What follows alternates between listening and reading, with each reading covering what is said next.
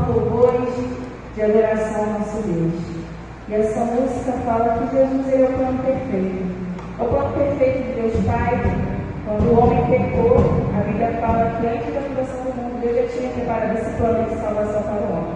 Então, que nós possamos declarar com os nossos lábios que Jesus é o plano perfeito. Amém?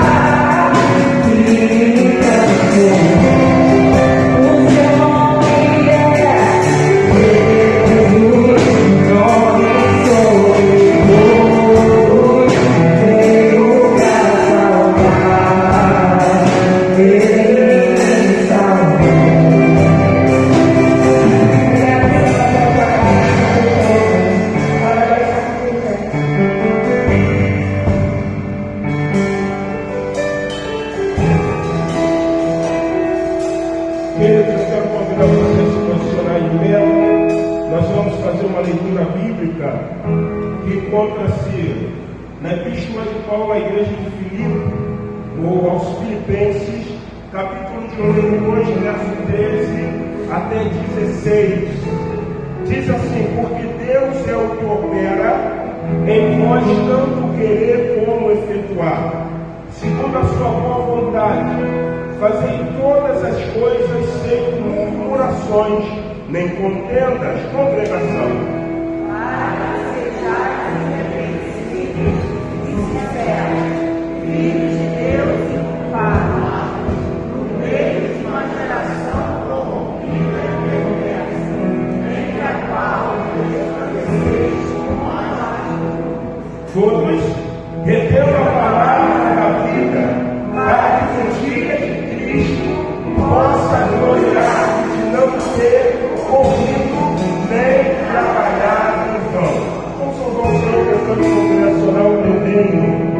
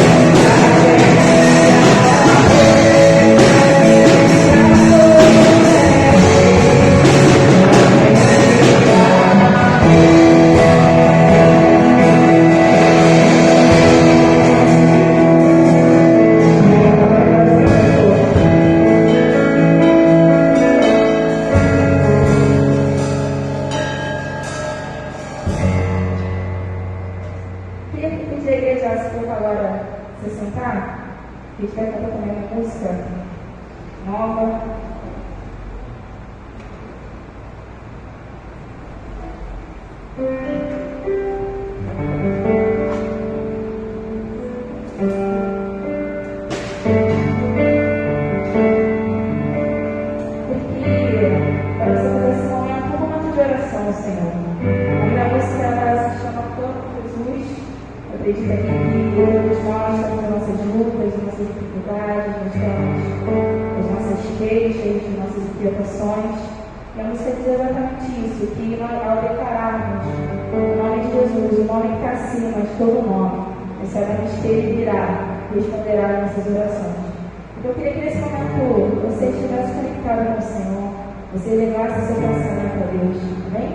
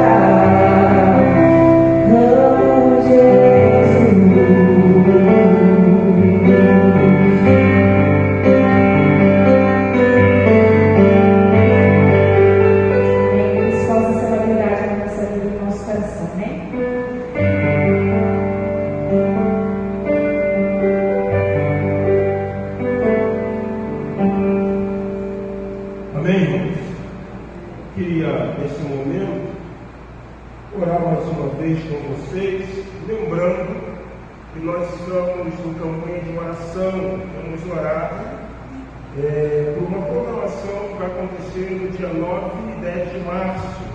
Por te amar, eu me preocupo com você. Então você vê um folder ali fora, melhor, um banner ali fora, e é o banner justamente dessa programação. É uma programação de cunho evangelístico e evangelização. Se vocês olharem ali, o comentário tem um coqueirinho. O que é esse coqueiro? Esse coqueiro está sendo regado com as nossas orações. E por incrível que pareça, irmã Direita, está crescendo mesmo. Está ficando grande. A irmã Direita, ela não é de floricultura, mas gosta muito de planta. E ela sentiu no coração de fazer a doação desse coqueirinho de jardim. E ele é o nosso referencial para que nós possamos entender a importância da oração. Então nós estamos orando, pedindo a Deus por algumas pessoas. Então você que tem um ente querido, você que tem um vizinho, você que tem um amigo, nós estamos em 3 meses de oração intercessória. Então já estamos praticamente em 40 e alguns dias, 46, se não me engano, 47 dias de oração, e vamos continuar orando, falando com o Senhor, para que o Senhor possa entrar com a sua mão poderosa, intervindo na vida de pessoas, para que essas pessoas possam ter um encontro com o Senhor Jesus. Outra coisa, nós estamos também numa maratona de leitura bíblica. Hoje, 21º dia da nossa maratona. Então, durante o ano de 2024, a tônica é ler a Bíblia. Então, cristão que não lê Bíblia, cristão que não consegue orar, tem alguma coisa errada nisso. Então, se nós oramos, se nós estamos lendo a Bíblia, nós vamos fortalecer a nossa fé, nós vamos caminhar no propósito e no desígnio divino. Então, o que nós estamos fazendo? Preparando a terra para que se torne fértil, para que pessoas possam ser alcançadas. São 90 dias de oração, uma programação que vai acontecer no dia 9 e 10 de março, no sábado e no domingo. Por te amar, eu me preocupo com você. E estamos também na maratona de leitura da palavra. Então, a Igreja Batista, os membros dessa comunidade de fé, eles estão orando e lendo a palavra de Deus. Nós acreditamos que a boa mão do Senhor estará estendida sobre a igreja, estará estendida sobre as famílias, estará estendida sobre o bairro de Rocha Miranda, para que possamos levar a mensagem de salvação do Senhor Jesus Cristo. Lembrando, quarta-feira, seminário Espaço de Fé, e nós estaremos mais uma vez louvando na quarta-feira e bendizendo o nome do Senhor. Eu quero convidar você a abrir a sua Bíblia no primeiro livro de Gênesis, no primeiro livro que é o livro de Gênesis, no capítulo de número 20. Gênesis capítulo 28, capítulo 28. E eu quero compartilhar com vocês a partir do versículo de número 15. Gênesis 28, versículo 15. É o período dos dízimos e ofertas à casa do Senhor. Diz assim a palavra de Deus: eis que estou contigo, e te guardarei por onde quer que fores, e te farei tornar esta terra, porque não te deixarei até que haja cumprido o que tenho falado. Deus manifestando a palavra a Jacó. Acordando, pois, Jacó do seu sono, disse: na verdade, Adonai, o Senhor, está neste lugar, e eu não o sabia. E temeu Jacó e disse: quão terrível é este lugar! Este não é outro lugar senão a casa de Deus. E esta é a porta dos céus. Então levantou-se Jacó pela manhã, de madrugada, tomou a pedra que tinha posto por seu travesseiro, e pôs por coluna e derramou azeite em cima dela. Versículo 19. E chamou aquele lugar de Betel, casa de Deus, O nome, porém, daquela cidade antes era Luz. E Jacó fez um voto dizendo: se Deus for comigo, se Deus me guardar nesta viagem, se Deus me der pão para comer, se Deus me der vestes para vestir, e em paz eu tornar para a casa do meu pai, o Senhor será o meu Deus. Esta pedra que tenho posto por coluna será casa de Deus, e de tudo quanto Deus me deres, certamente te darei o dízimo. Uma coisa muito interessante que eu aprendo na Bíblia é que Deus ele sempre se manifesta para pessoas.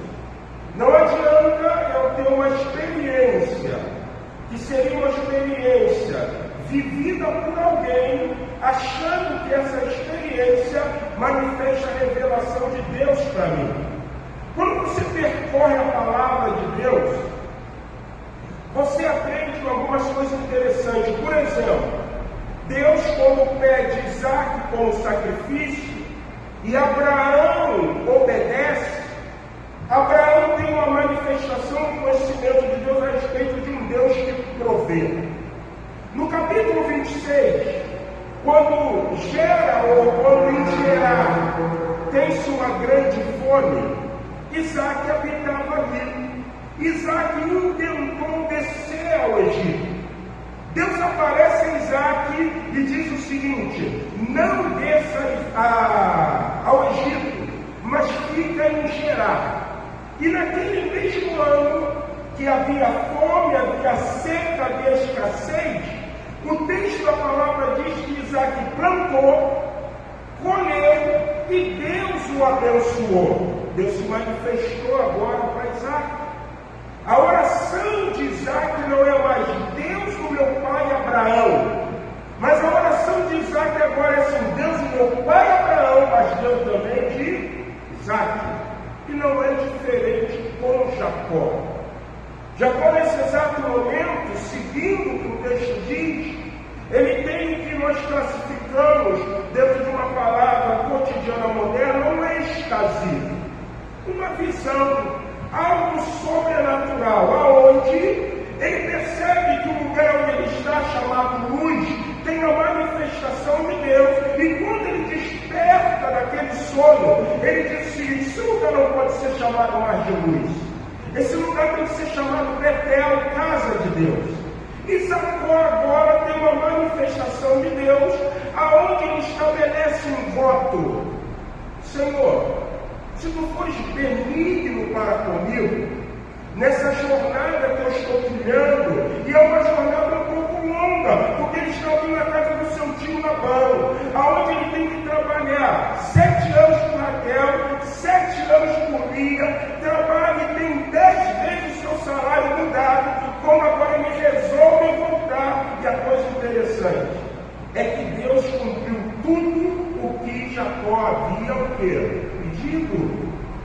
E Jacó fala o seguinte: Senhor, se tu fores comigo, de tudo eu exercitarei fidelidade. De tudo eu vou dar o meu dízimo. Querido, se não me engano, é a segunda vez no texto do Velho Testamento, no livro de Gênesis, que você vai encontrar a palavra dízimo. A primeira é quando Abraão vira por Sodoma e Gomorra e diz: eu não quero nada, eu só quero somente o despojo de guerra para que você dê aos valentes. Porém, eu não quero nada que venha de ti para que você não venha dizer: eu enriqueci o quê? Abraão. E havia um rei chamado Melquisedeque, era sacerdote do El Elion, de tudo Abraão deu dízimo. E agora você vê Jacó falando o seguinte: se Deus for fiel comigo, se Deus se manifestou a mim, se Deus se fez algo extraordinário, Ele foi esse Deus, eu preciso lograr fidelidade ao Senhor. Eu costumo dizer, como o pastor Batista, que dízimos e oferta não enriquece ninguém. Dízimo e oferta é o nosso ato de fidelidade ao Deus que tem sido fiel. Será que Deus tem se manifestado na sua vida como um Deus fiel? Porque se manifestou na vida de Abraão, se manifestou na vida de Isaac e se manifestou na vida de Jacó. Eu acredito que o exercício da fidelidade de Deus me leva a exercitar também fidelidade para com Ele. Então, se você nessa noite, membro dessa comunidade de fé, trouxe seu dízimo, trouxe a sua oferta, eu quero convidar você ao exercício da fidelidade. Eu convido a igreja a se posicionar em pé, mais uma vez. No momento dos dízimos e oferta, nós vamos cantar o hino de número 112 do nosso cantor cristão, e você pode sair do seu lugar, trazendo o seu dízimo e também a sua oferta. Vamos louvar o Senhor, hino de número 112 do nosso cantor cristão.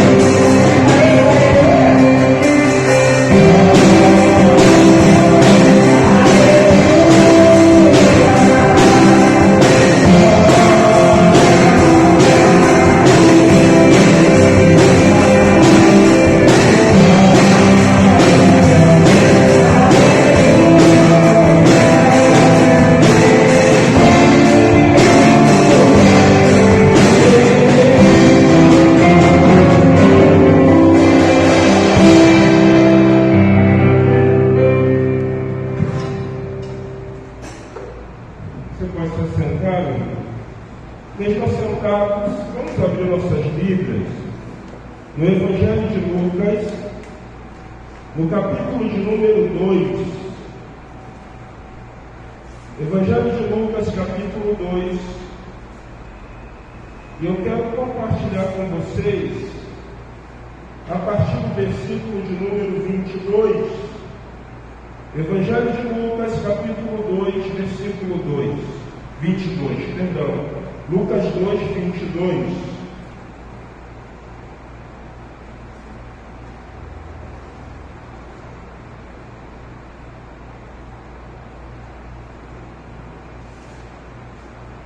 Lucas 2, 22 diz assim: passados os dias da purificação deles, segundo a lei de Moisés, levaram-no ao templo para apresentarem ao Senhor, conforme está escrito na lei do Senhor.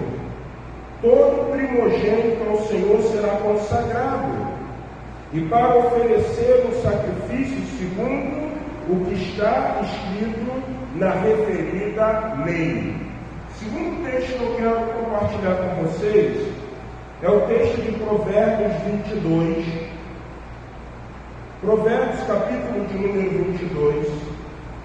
E gostaria de ler o versículo 6. Salmos, Provérbios 22, versículo de número 6.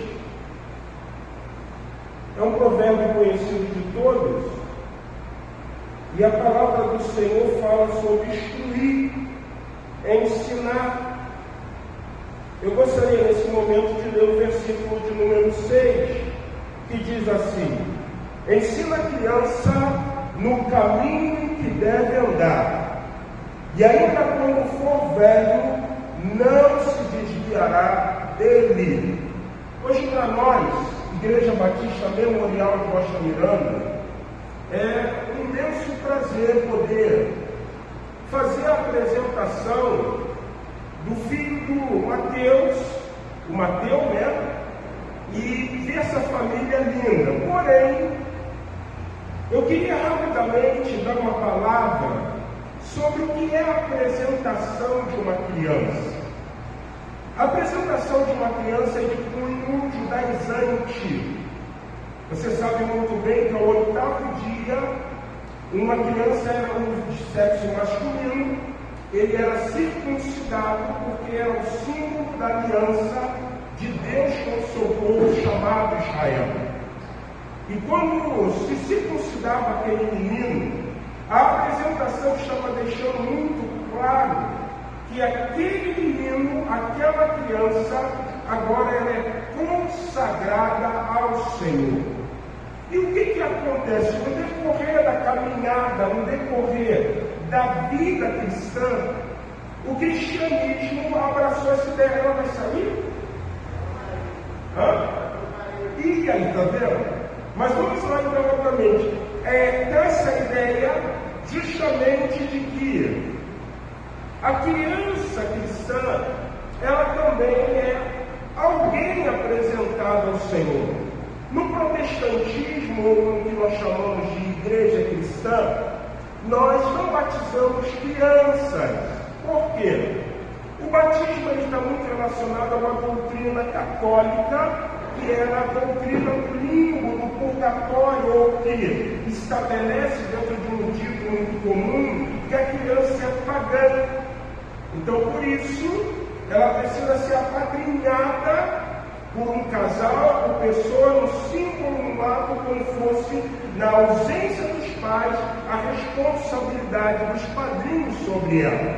Mas também tem muito a ver com essa prerrogativa da doutrina do purgatório. Então, a igreja evangélica, por não crer nesse segmento, o que nós fazemos?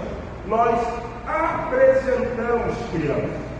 Nós colocamos crianças como algo extremamente consagrado ao Senhor. Eu, particularmente, eu creio muito na apresentação de uma criança. Existem segmentos religiosos, até mesmo de matriz africana, que às vezes uma criança é consagrada a alguma coisa. E não pode ser diferente no cristianismo, porque nós estamos consagrando uma criança a quem? A Deus. A nossa oração, o nosso desejo é que ele cresça, é que ele se torne marido de uma só mulher, que ele se case puro, que ele seja um homem fecundo e case-se com uma mulher que também seja fecunda, e ele seja alegre, pai e ela mãe de filhos, e para que os filhos caiam justamente no último versículo que eu li para vocês: instrui o menino no caminho que deve andar. Porque ele pode envelhecer, mas ele não vai perder o seguimento, a verdade do caminho que ele foi ensinado. Onde eu estava conversando com um amigo de infância, criado dentro de uma igreja evangélica, e hoje esse meu amigo, ele está completamente perdido no mundo, nesse mundão aí. E ele já estava ali tomando uns copinhos de vinho, saindo do portão, devia ser mais ou menos uma meia-noite 40, da madrugada de domingo, e ele veio na minha direção, mora em frente à minha casa, e nós começamos a conversar. E no exato momento da nossa conversa, aquele jovem, um homem de 46 anos de idade, ele falou o seguinte para mim: pastor, eu estou perdido, mas eu não esqueço o que meus pais me ensinaram. Pastor, eu sou Jesus salvo. Pastor, se eu morresse em Jesus, eu morro condenado. Mas pastor, eu não tenho força para largar o quê? Esse mundo. Eu não tenho força para largar os vícios. Eu não tenho força para largar as paixões. Eu virei para aquele amigo de infância e falei o seguinte: eu quero estar orando por você, porque você me faz lembrar sobre o que Provérbios diz no capítulo 22, versículo 6. Você foi instruído. Você foi instruído. E a instrução que você recebeu não se perde. Não se perde. Você pode chegar para qualquer pessoa que está fora do aprisco divino. Ele vai falar muita coisa, ele vai argumentar muita coisa, mas existe uma coisa no ser humano que é o consciente. E não tem coisa melhor para falar ao ser humano do que o seu consciente. E ele sabe, e ela sabe, que Jesus é o caminho, Jesus é a verdade, e Jesus é o quê? A vida. Então, na apresentação de uma criança, a responsabilidade tanto do pai como da mãe agora é instruir, é conduzir essa criança num caminho. Eu tenho visto algumas coisas muito interessantes que têm me chamado a atenção. A sociedade, principalmente com o homem, a sociedade, ela está fazendo uma coisa com o gênero masculino, que é tirar do homem a sua masculinidade. Eu não estou dizendo que é ser machão, não, vocês entenderam? Masculinidade. Você pega, vou usar um exemplo, música sertaneja. As músicas sertanejas, elas têm algumas coisas muito interessantes, porque o sertanejo de raiz, ele fala da fazenda, ele fala do rio, ele fala da comida, mas quando você escuta as músicas sertanejas, elas estão tirando a masculinidade do homem. É uma sofrência, não é? Danada, gente. Então, o que a igreja precisa fazer? A igreja precisa justamente instruir, mostrar o papel do homem na sociedade. É engraçado que nós vivemos um tempo muito cômico, né? E se eu virar para alguns aqui e perguntar aqui, quem é que sabe tocar uma lâmpada? Vai ter gente que vai levantar a mão e dizer, não sei, mas vai ter um que vai dizer assim, pastor, eu nunca fiz isso. Eu nunca troquei uma lâmpada. Já viu aquela mulher que casa e ela diz assim, meu marido não sabe fazer nada. Por quê? Se perdeu a masculinidade, o papel do homem. O homem tem 3 papéis na sociedade. Sabe qual é? O primeiro, o homem é protetor. O homem protege. Segunda coisa, o homem é protetor e ele é provedor. Obrigado, pastor Márcio. Provedor. O homem protege, o homem provê, e o homem, ele tem a finalidade de procriar. Vocês estão entendendo? Então, trazer um menino, Mateus, é Mateus mesmo, Mateus é Deus alguma coisa, né? Apresentar o Mateus é um privilégio, porque nós vamos dizer ao mundo espiritual, o Mateus é propriedade de quem?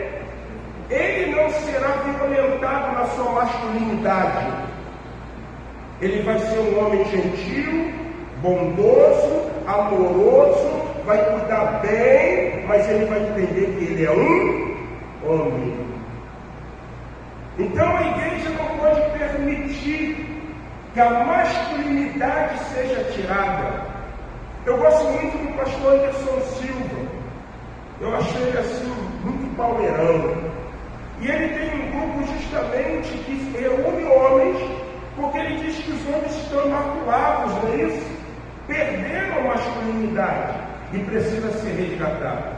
Então, apresentar hoje o Mateus é justamente falar, ele vai ser instruído, ele vai cumprir o propósito divino e ele vai louvar e bendizer o nome do Senhor. Última coisa, porque eu não ia falar muito guardando ela, por isso que eu falei tudo isso. Eu falei hoje pela manhã com o pastor Márcio Rodrigues, eu respeito muito ética. Eu acho que se o pastor ele não tem ética ministerial, ele não entende o que é ser pastor. Você nunca vai ver um médico falando mal do outro médico. Nunca. O cara errou na cirurgia, isso. Não foi quem errou, não ele nunca vai falar. Então, dentro da ética, eu quero convidar o pastor Márcio, que ele veio aqui à frente, e ele como pastor, e ele como avô, ele tem esse dever, essa autoridade, Mateus, de apresentar o seu filho. Apresentar o seu filho. Quero passar a palavra ao pastor Márcio, ele vai conduzir, então, a apresentação do Mateus ao Senhor Jesus. Amém. Obrigado, pastor Márcio. É uma honra muito grande, porque aqui o Mateus foi apresentado, o Jonas foi apresentado e o João foi apresentado. E na minha peregrinação espiritual eu tive a oportunidade, o prazer de batizar o João e a mamãe do Mateus. Então, eu convido o Mateus para vir aqui na frente, mas como ele não pode vir sozinho, a Júlia e o Mateus vai trazê-lo aqui.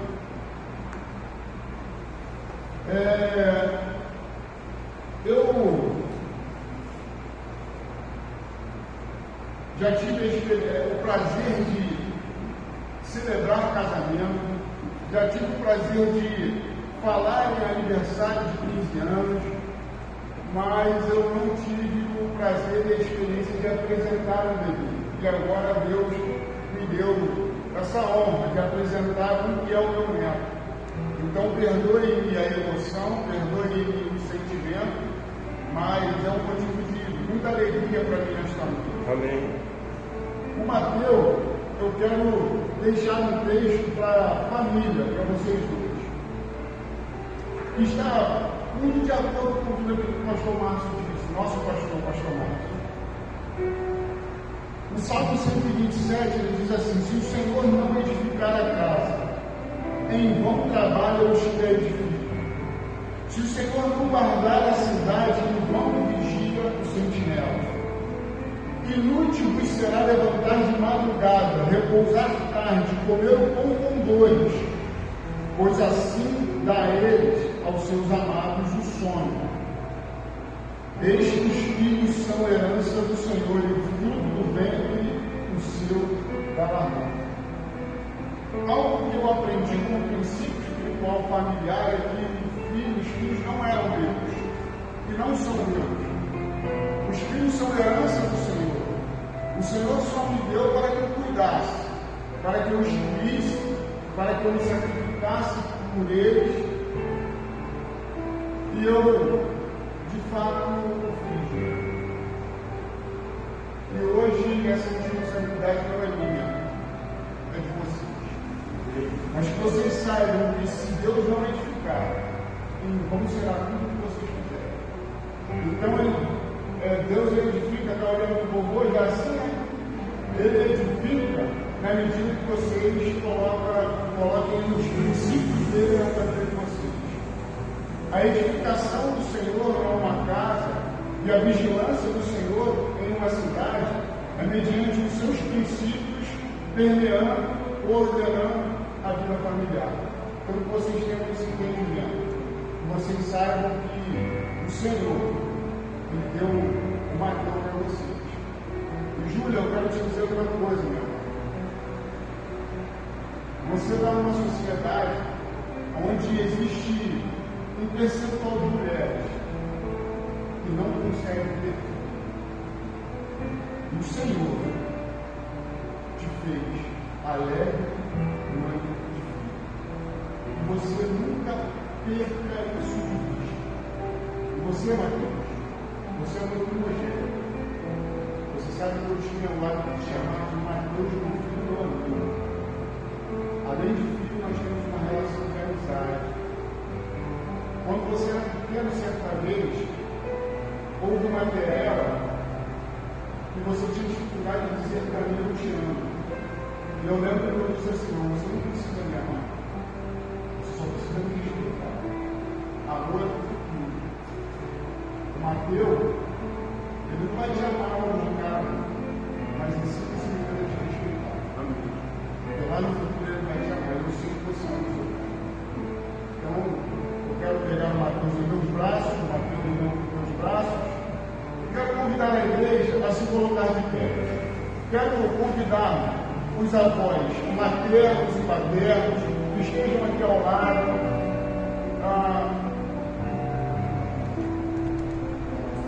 Caíssa, por favor, vem aqui ao lado. Os tios de Mateus. Quero convidar a minha esposa Lucimara para vir. Vovó materna, paterno.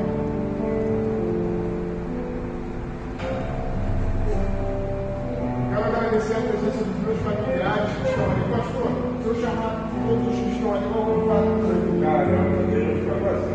Então, eu quero agradecer a vocês. Amém. Agradecer a minha família por estar aqui fazendo parte desse momento tão singelo da minha vida. Esse é um momento de, por favor, pode vir. Esse é um momento de grande vitória para mim. Poder apresentar o mulher ao Senhor. Vou pegar o Mateus em meus braços e vou ficar sempre trocando.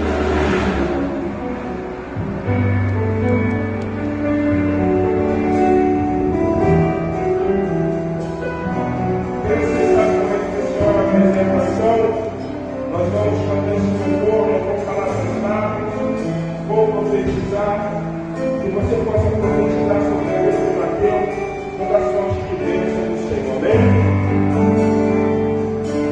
Eu vou calar, pensar em luz.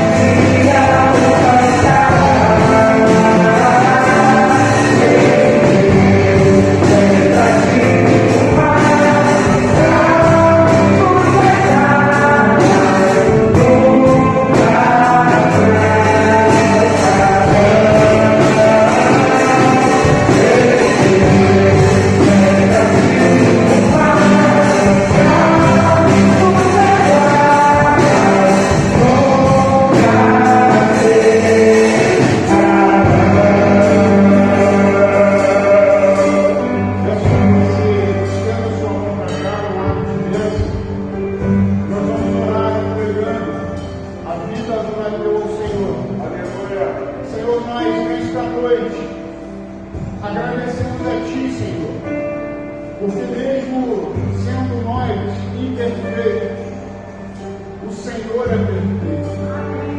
Mesmo sendo nós muitas vezes infiel, todavia o Senhor permanece fiel. Senhor, que o Mateus, como já foi dito pelo pastor Márcio antes dessa igreja, que ele nunca venha se envolver com drogas, Senhor. Nós declaramos nesta noite que ele não se envolverá com a criminalidade. Nós declaramos nesta noite que o Mateus, para a glória do Teu nome, não se envolverá com a homossexualidade. Nenhuma ideologia, Senhor, moldará a mente dele. Nós queremos declarar nesta noite que o Mateus será também pai de filhos. Que o nome dele seja expandido pela face da terra. Pai, nós pedimos a Ti que o Senhor cubra ele com a Tua graça, com a Tua misericórdia, dele saúde, desenvolvimento intelectual, emocional. Que ele seja alguém resiliente, que ele seja alguém forte, um homem que, aqueles que ficarem ao lado dele, se sinta protegido. Ó Deus, toma o Mateus em Tuas mãos. Eu te entrego agora, Senhor, a vida dos seus pais. Te entrego a vida da Júlia e do Mateus. Eles estão assumindo um compromisso diante do Senhor este ano. E eu creio, ó Pai, que o Senhor fará com que tudo aconteça conforme a Tua vontade.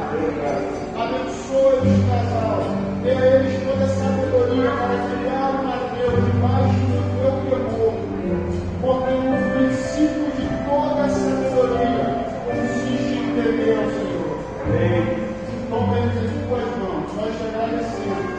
Receba a vida do Mateus, que é Tua. Nós consagramos essa criança aqui nesta noite, em nome de Jesus. E todo o povo de Deus reunido aqui, diz amém.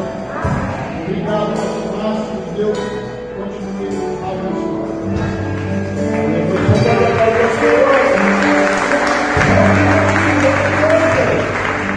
Antes de terminar esse momento, quero convidar a presidente da LCN e ela vai estar passando para a Júlia, a mãe do Mateus, o certificado de apresentação. Está aqui a Igreja Batista, né? Certificado de apresentação, Igreja Batista Memorial Xaviana. Certificamos que Mateus Santana Suzana Rodrigues, nascido em 8 de novembro de 2023, filho amado e esperado por seus pais, Mateus Suzana M. Rodrigues e Júlia Cristine Santana da Silva. Então está aqui sendo entregue nas mãos da presidente da ICM e vai passar para vocês. E como parte final, Deus abençoe, Mateus. Quem é a mãe? Deus abençoe o pai, Deus abençoe essa irmã. Deus abençoe da igreja, e seu irmão, se você for curte, Deus abençoe.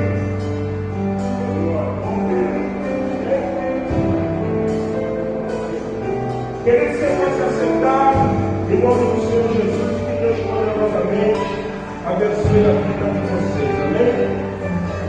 Queridos, eu tenho ainda 10 minutos de culto, e nesses 10 minutos que restam de culto, eu queria tornar esse momento muito valioso para cada um de nós.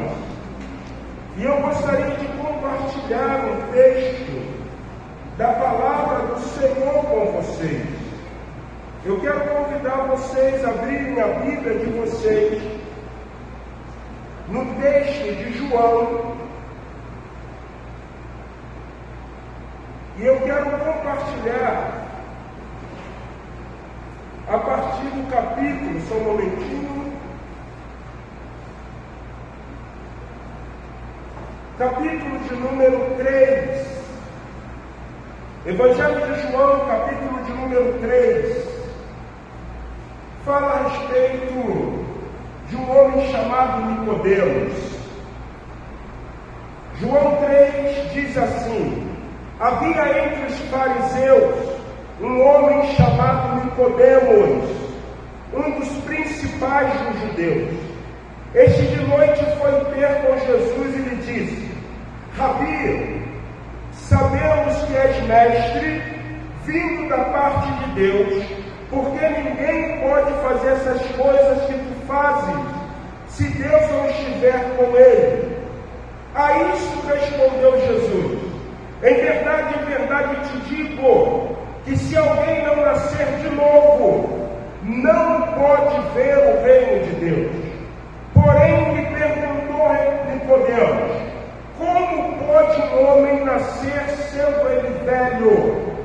Respondeu Jesus, ou melhor, Nicodemos perguntou: pode porventura voltar ao ventre materno e nascer segunda vez?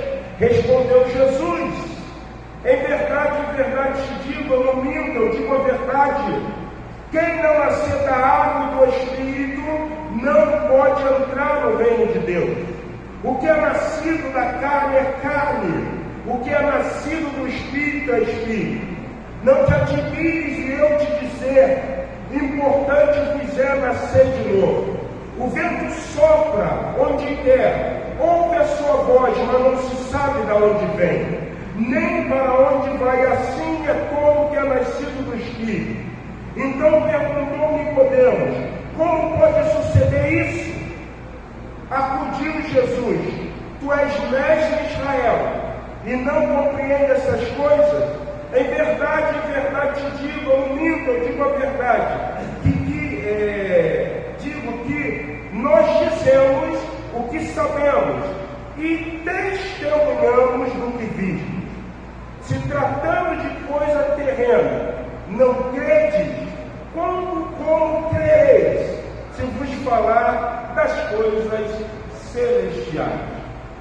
Um texto bem emblemático, porque é um texto onde Jesus Cristo se depara com um homem que, dentro do contexto dessa época, nós poderíamos falar que era um homem dotado, versado na sabedoria e no conhecimento. Algumas coisas me chamam muito a atenção nesse texto.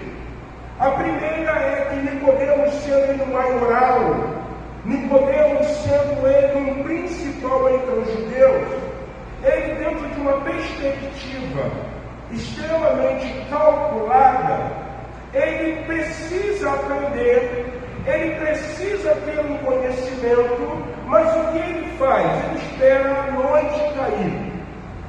Quando a noite cai, ele vai ter com Jesus para tirar justamente o que nós classificamos ou chamamos de dúvidas. Porque ele vira para Jesus e ele quer saber de Jesus a respeito de como adquirir, de como entrar no reino dos céus. E Jesus Cristo vira para Nicodemos e ele fala: sendo tu mestre, tu não tem compreensão disso?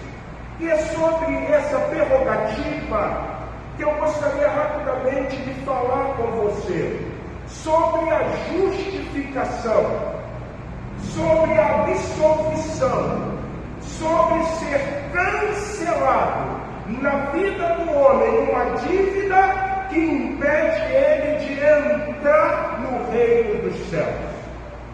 E quando eu leio esse texto me leva a compreender alguns posicionamentos muito interessantes. Voltando ao texto, o texto diz assim no versículo 2: este de noite foi ter com Jesus e lhe disse: Rabi, sabemos que és mestre vindo da parte de Deus, porque ninguém pode fazer essas coisas que tu fazes, se Deus não estiver com ele. É interessante que Nicodemos ele tem uma compreensão que existe algo divino em Jesus Cristo. Nicodemos tem uma compreensão que os feitos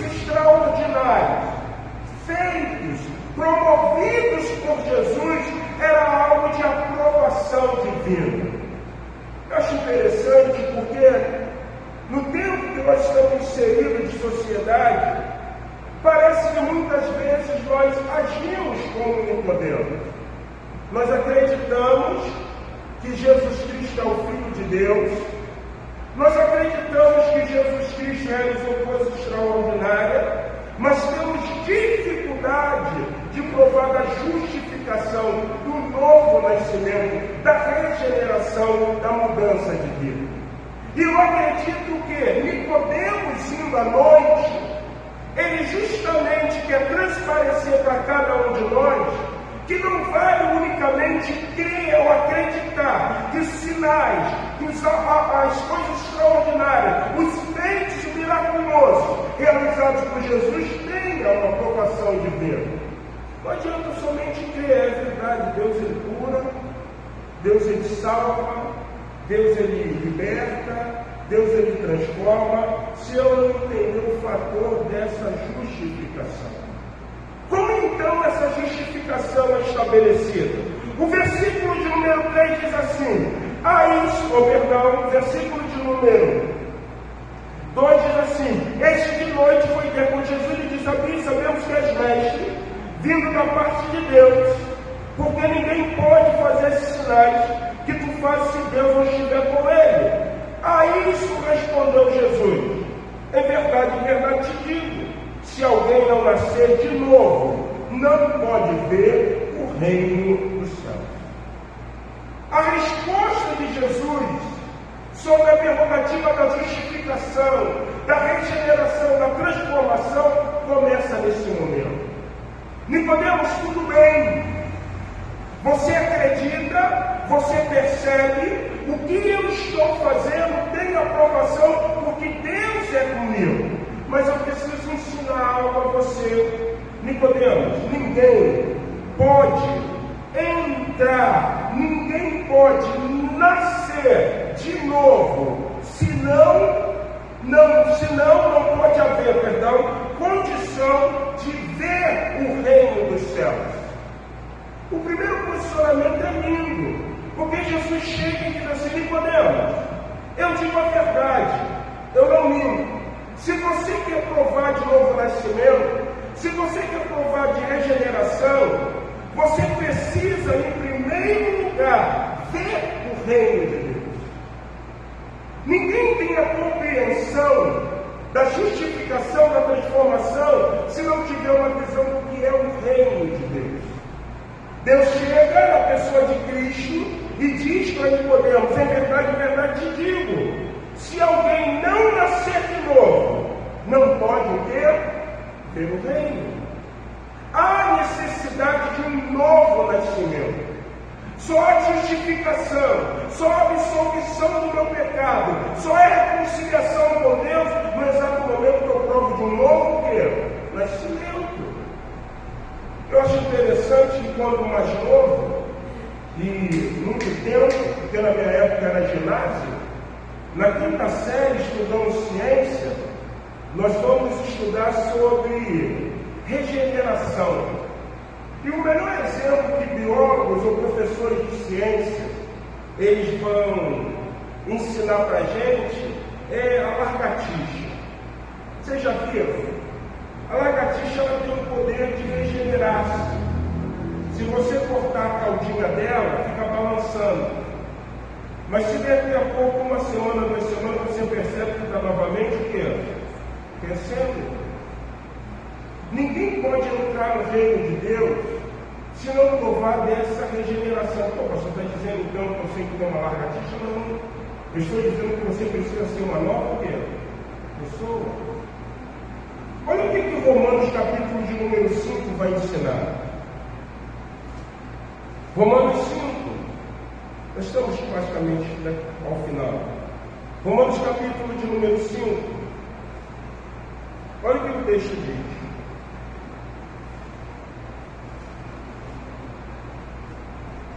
Justificados, pois, mediante fé, temos paz com Deus, por meio do nosso Senhor e Salvador Jesus Cristo, por intermédio de quem obtivemos igualmente acesso pela fé a essa graça, na qual estamos firmes e gloriamo-nos na esperança da glória de Deus. E não somente isso, mas também nos gloriamos nas próprias tribulações, sabendo que as tribulações produzem perseverança.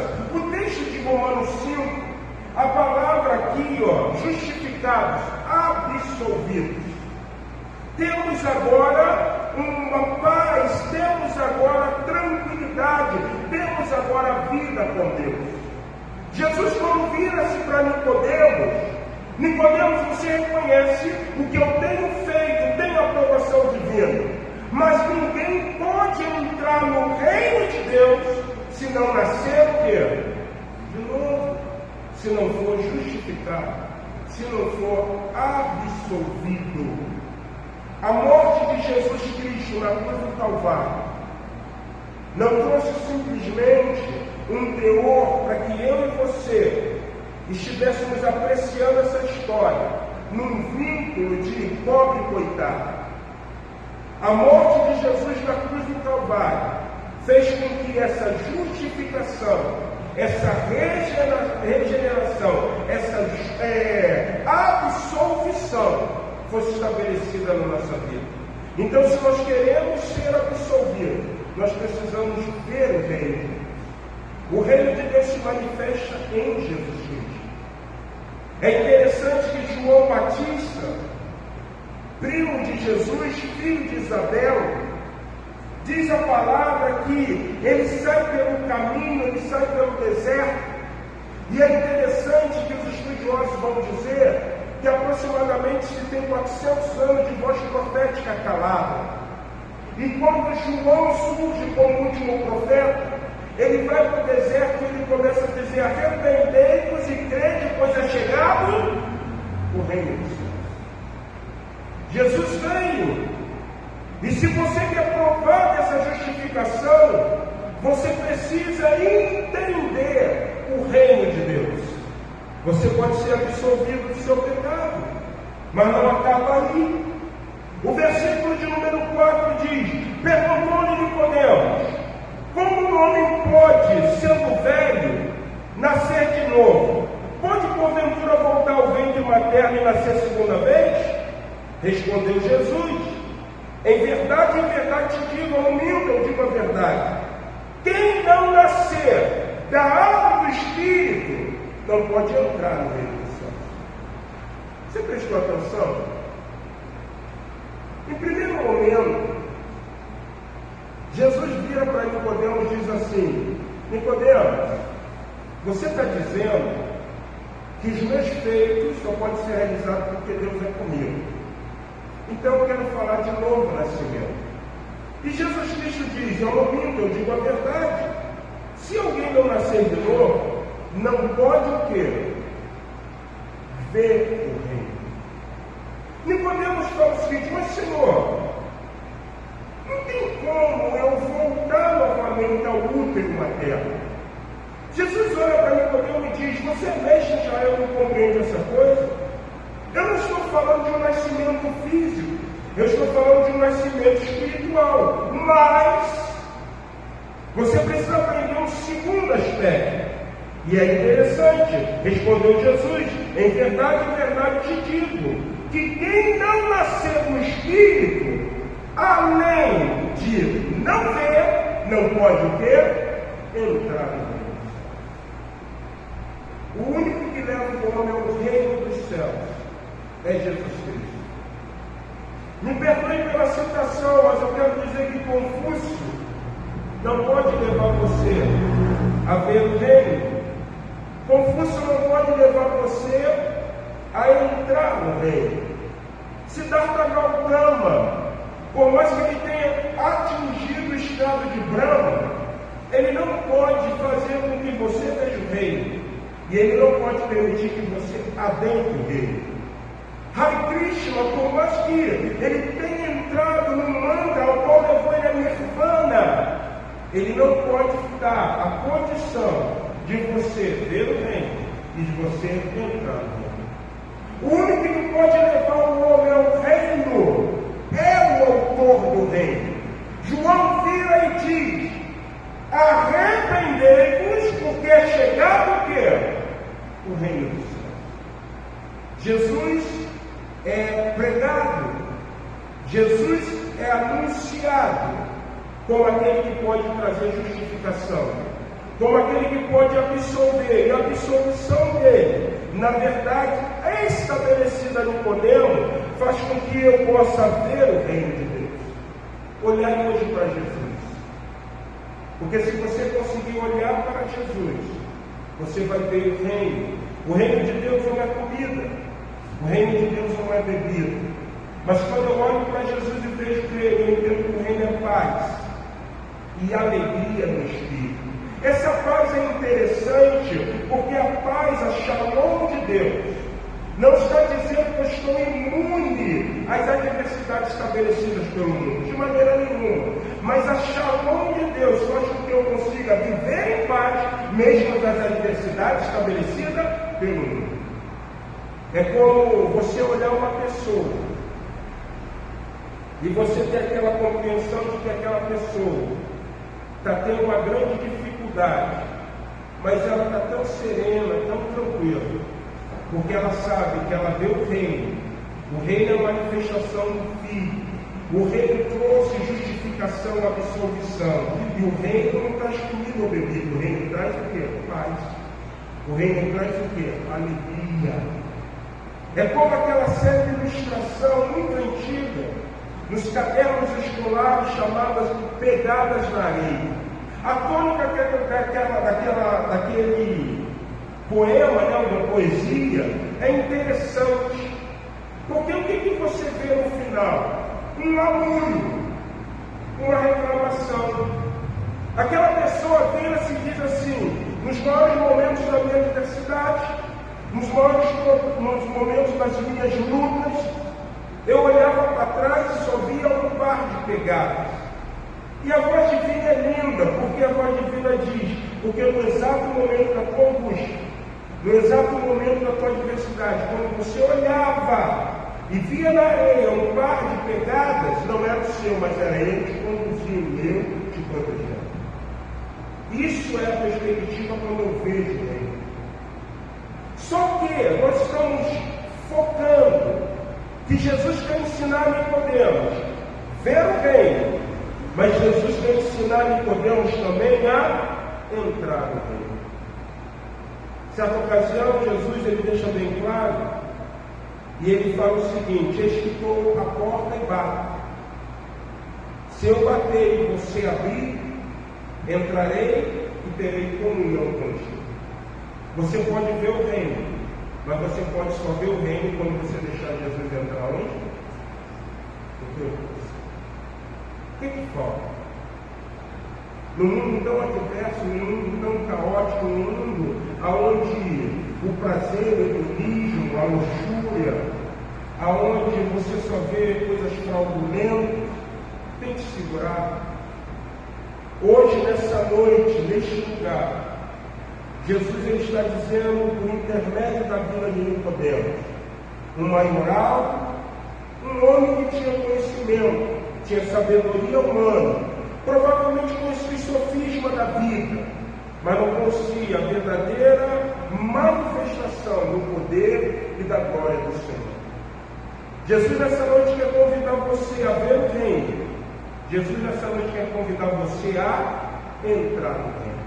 Então, como podemos entrar no reino?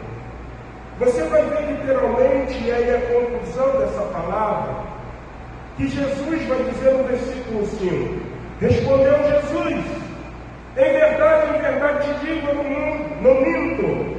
Quem não nascer da água do Espírito não pode entrar. A melhor forma de você entrar no reino é você deixar a água de Deus mudar você. O que Jesus está falando para Nicodemos, o maioral? Esse é o maioral, né, dos fariseus publicanos, falei isso aqui. No maioral dos fariseus. Ele está dizendo o seguinte: se você não provar da água, eu acho interessante que ele usa a palavra aqui, batismo, ato de mergulhar. O batismo na igreja, qual é a simbologia dele? é você morrer para o mundo e o quê? Nascer para Deus. Se você quer entrar no reino, você precisa morrer para quê?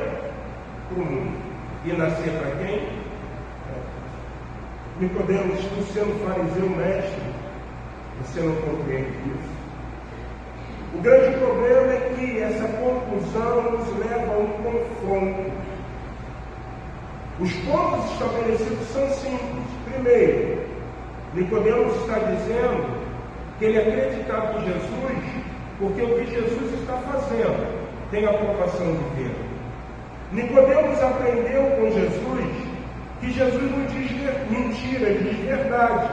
E Jesus está dizendo assim: se você não nascer de novo, você não pode entrar. Nicodemos, você tem que ser absolvido do seu pecado, você tem que se tornar uma nova criatura. Terceiro ponto. O terceiro ponto está dizendo que se você não nascer da água do Espírito, você não pode entrar no reino. E a conclusão, nascer da água do Espírito é morrer para o mundo, morrer para o homem e nascer o quê? E aí tem confronto. Quais confrontos? O mundo é prazeroso. Se o pecado fosse feio, você acha que alguém queria pecar? De maneira nenhuma. Se eu fosse feio, a Marcela não tinha casado comigo, né, Marcela? Não é verdade. Ninguém quer feio, né? Porque diz que feio aos olhos de alguns, né? Muita gente tem isso.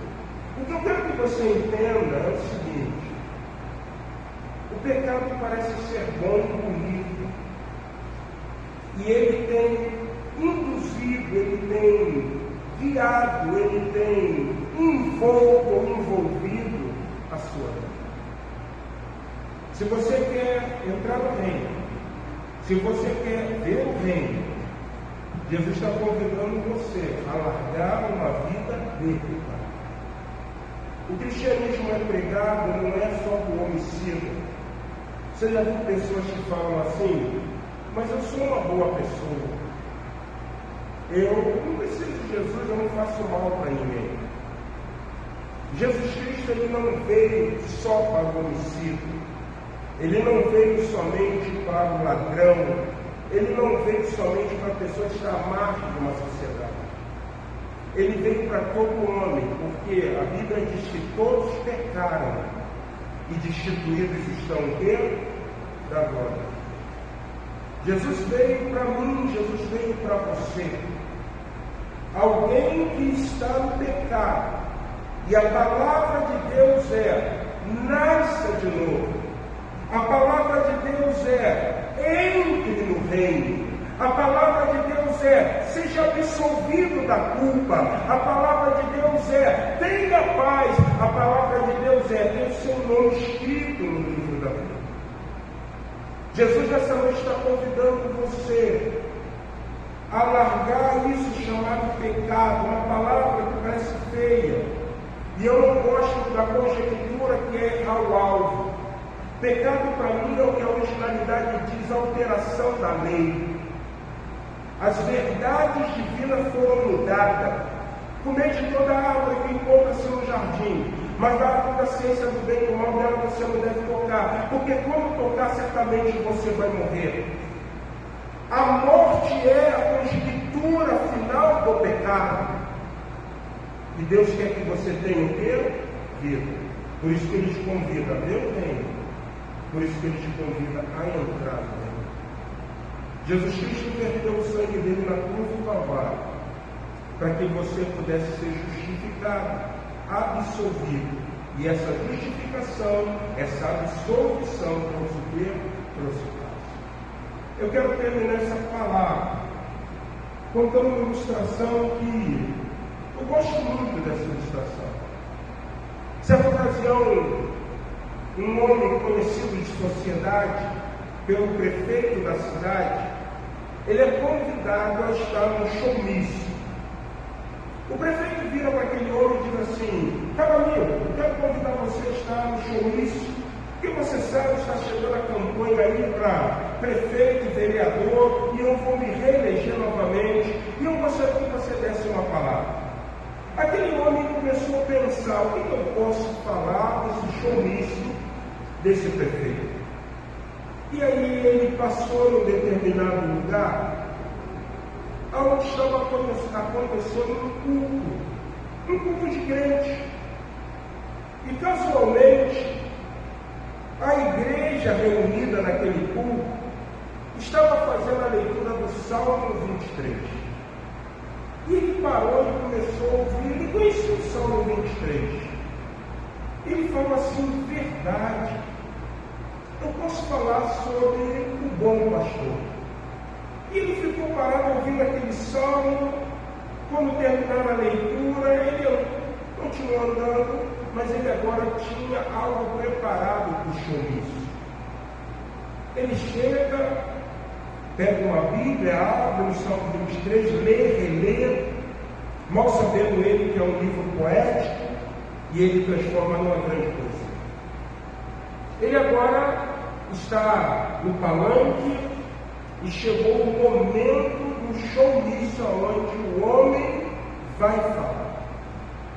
E ele pega o seu rascunho e ele, com a nova roupagem, ele fala, o Salmo 23. Quando ele termina, a multidão ovaciona aquele homem. É um histerismo, é uma coisa que ninguém nunca viu. O prefeito ficou pasmo e ele pensou, poxa, foi bom trazer. Mas no meio da multidão sempre existe um. E quando a euforia foi abaixando, aquele um deu um berro e falou assim, ué, eu quero falar. O Beto olhou o prefeito e falou assim, o que eu faço? Prefeito, né, eleição para novo mandato, candidatura, ele ferrou a política, deixa ele o quê? Falar. E aquele homem subiu uma Bíblia, abriu e simplesmente leu o Salmo 23. Quando ele acabou o Salmo, não teve histerismo de palmas, mas daqui a pouco você começou a ouvir uns soluços. A multidão agora não está eufórica com a roupagem nova do Salmo 23. A multidão agora está contrita com a leitura do Salmo 23. O prefeito e o poeta olha aquele homem e fala assim, você não viu o que aconteceu? Ele deu uma roupagem, a multidão estava eufórica, aplaudindo, agora todos estão contritos, em choro, em lamúria. O que você fez? E aquele homem do meio da multidão vira para o prefeito e o poeta diz assim, na verdade, vocês conheceram o Salmo 23, mas eu conheço o Senhor, o Salmo 23. Quando você nasce de novo, você se torna íntimo desse que trouxe um novo nascimento para você. Jesus quer se manifestar a você. Jesus quer ser Deus na tua vida. Jesus quer que os bíblios, os livros se abram e esteja lá o teu nome escrito. Porque da mesma forma como ele veio, essa palavra aqui, que já tentaram muitas vezes acabar, mas nunca conseguiram, essa palavra aqui, que é o livro mais vendido do mundo, diz que ele vai voltar. Diz que ele vai voltar. Será que você conhece o Salmo 23? Ou será que você conhece o Senhor no Salmo 23? Jesus é o bom pastor. E o bom pastor, ele deu a vida pelas suas ovelhas. Eu quero convidar vocês a se posicionarem em pé. Eu não posso terminar esse culto sem te fazer um apelo, sem convidar você a ter um encontro com Jesus. Eu quero dizer para você que é jovem, que um dia eu com 17 para 18 anos, eu já com 18 anos, eu estava sentado aí igual vocês, e pregaram de Jesus. Eu disse uma vez para minha mãe, minha falecida mãe, eu falava para ela assim: primeira coisa, eu vou casar quando eu tiver dos 39 para 40 anos. E eu vou me converter quando eu tiver com 65. Jesus me pegou com 18. Casei com 24. E foi engraçado, sabe por quê? Porque quem me conhecia sabia que nunca fui envolvido com droga, com roubo, nada. Mas sabia o quanto era zoeira. E eu lembro que um amigo virou para mim e falou assim: eu te dou um mês antes de sair da igreja. Você não tem como ficar na igreja, isso é muito zoeira. E a primeira vez que eu saí com a Bíblia embaixo do braço, eu lembro até hoje, eu estava com um tênis que era o tênis da moda, mas era o negócio da Compa, com C grandão. Aquele tênis era o tênis que estava colado. Um acolão de no pulso, uma camisa da Cristal Grafite nas costas e uma calça da Leves. E quando os caras me viram, eles falaram assim: ué, Márcio, tu é crente playboy? A gente já falou, te deu uns 30 dias para voltar de novo no baile com a gente suando. E a pior coisa foi sair com a Bíblia na mão, gente. Porque agora eu era um crente. Eu era um cristão. Então eu sei, gente, como é difícil nessa hora a gente abrir o coração para Jesus. Eu tenho que parar de ir para a House, eu tenho que parar de ser o Madureira, eu tenho que parar de ir para o baile disso, eu tenho que parar de ir para o sargento de castadura, eu tenho que parar disso, eu tenho que parar de andar de carro rebaixado, eu não posso mais nos pega. Mas Jesus quer você. Você está entendendo? Provavelmente eu nunca fui de bebida, nunca gostei. Eu era careta contra isso. Mas de repente você está falando assim: pô, pastor, a Heide é levinha, agora desce gostosão. Isso tem prendido você. Mas se você morrer hoje, para onde você vai? Porque pode ter teoria de Darwin, pode ter Big Bang, pode ter teoria do Neandertal, pode ter a teoria do homem do sal, pode ter a teoria da evolução. Mas todo mundo sabe, existe um ser supremo, só ele pode ter criado isso. Pode ter evoluído, pode ter acontecido um montão de coisa, mas somente ele pode ter criado isso. E quando a gente parte, a gente tem que se encontrar com ele, que é o Senhor da vida. De repente você está longe do cristianismo, porque o diabo pegou você e levou para o mundo do tempo. E falou assim para você: está vendo tudo isso aí? Se você se prostrar e me adorar, tudo isso eu vou te dar. E você não conseguiu fazer o que Jesus fez: adorarás somente o Senhor teu Deus. E você está mergulhado no pecado, numa vida frustrada, numa vida cansada, numa vida sem paz, numa vida onde você não está vendo sonhos sendo realizados. Porque tem uma coisa, deixa eu te falar, eu não sou calvinista, eu não sou adepto de João Calvino, eu sou adepto de Jacob Arlindo.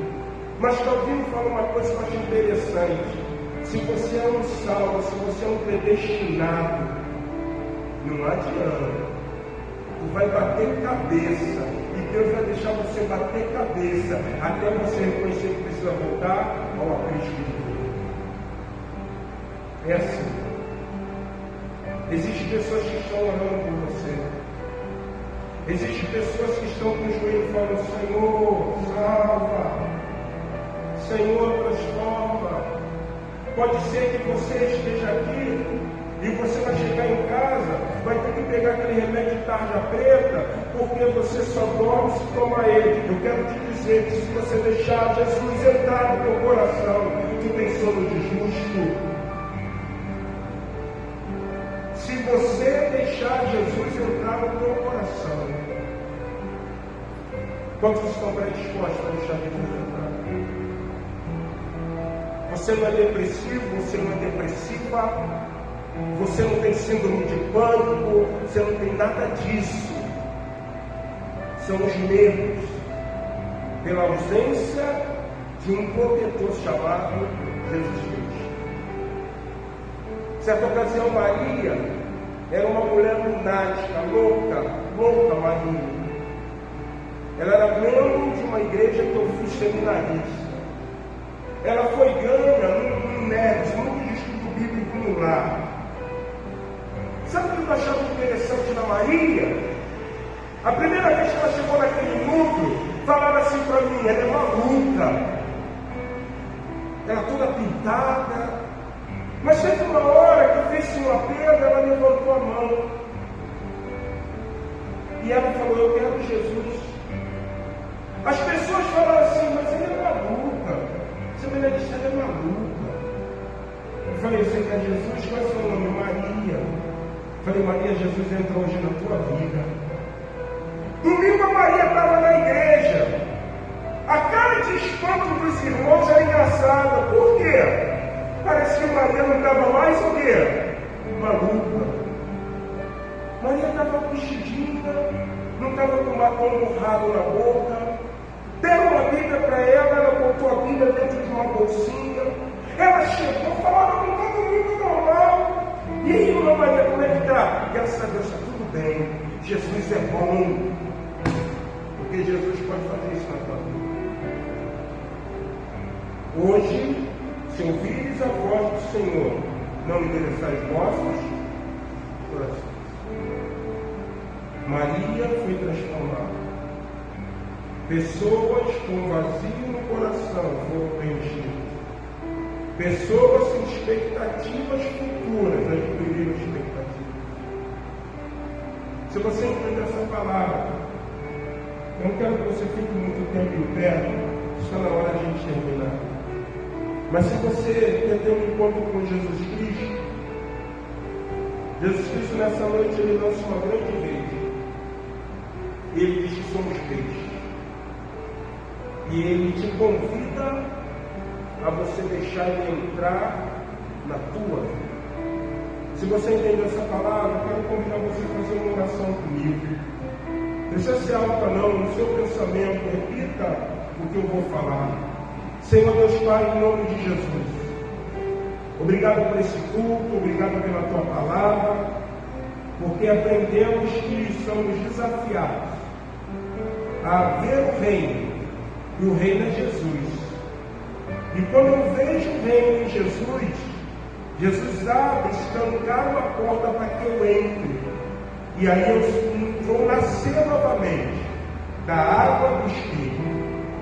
Porque eu vou sepultar o velho homem e vou ressuscitar espiritualmente um novo homem, uma nova mulher, uma nova pessoa transformada em Jesus. Senhor, escreva o meu nome no livro da vida, porque nessa noite eu faço essa oração dizendo que eu abro o meu coração para o Senhor entrar.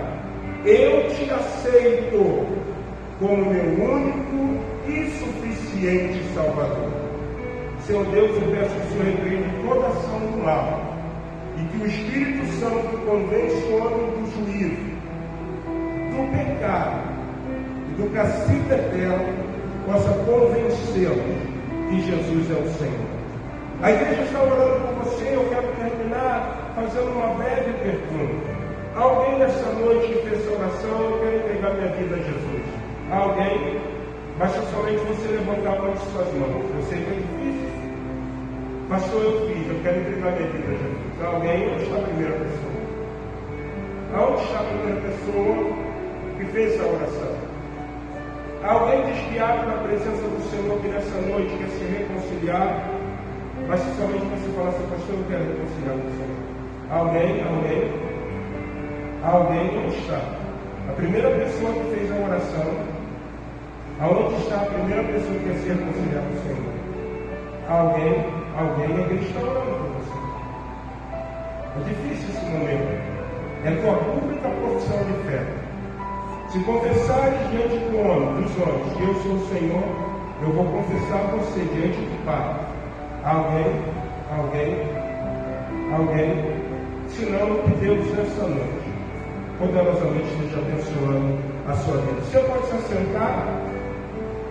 Estamos chegando ao término do nosso culto. Quero agradecer cada um que nessa noite não uniu esforços para estar na casa do Senhor. Que o Senhor venha dar a cada um de vocês uma semana próspera e abençoada.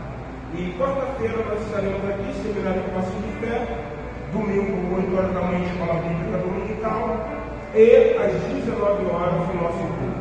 Vamos orar. Senhor Deus Pai, no nome do teu Filho Jesus, nós queremos te louvar, queremos te bendizer, queremos pedir que o Senhor esteja abençoando cada um de nós, dando-nos uma semana próspera e abençoadora.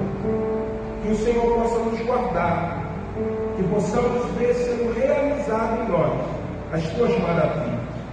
Que a graça do nosso Senhor e Salvador Jesus Cristo, as consolações do Espírito Santo, seja sobre a vida da Igreja Batista, Memorial de Rocha Miranda, sobre a vida daqueles que nos visitam, sobre a vida do teu Israel espalhado por essa terra, desde agora e para todos sempre, a Igreja Unida diz. Orando silenciosamente, estamos encerrados, graça e paz, semana de bênção para você.